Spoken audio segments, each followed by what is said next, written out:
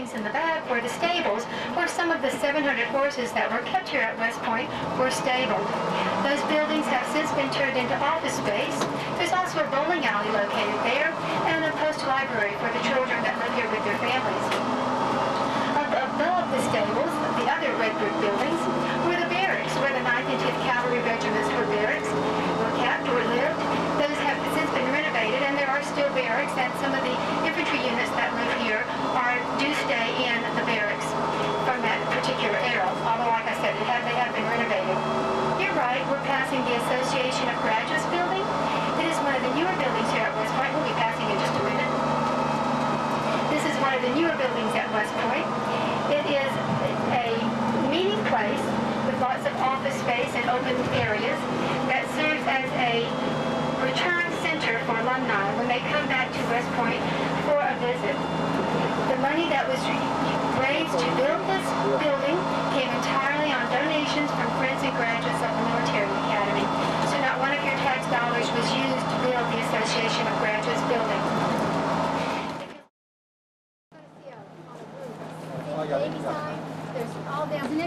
Unless you got more people to a car. I see.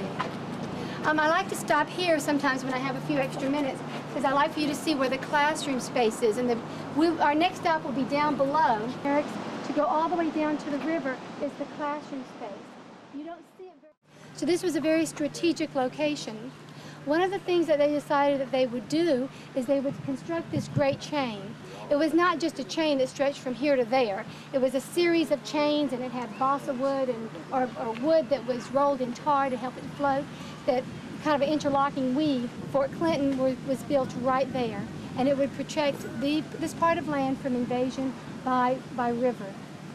When we go across the street, I'll point to where Fort Putnam is. It was the highest point, and there was also a fortification built up there.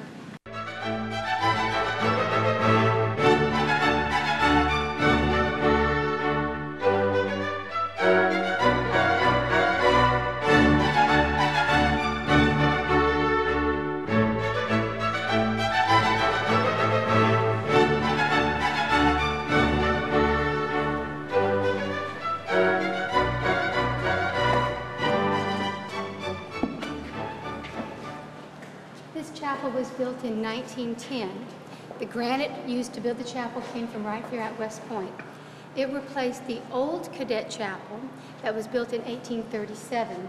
The old chapel sat down below by the library, but when they built this chapel, instead of demolishing the old chapel, they just simply moved it brick by brick over to the cemetery. And we'll be able to go into that chapel today, because that will be our last stop on the 2-hour tour, is into the old cadet chapel.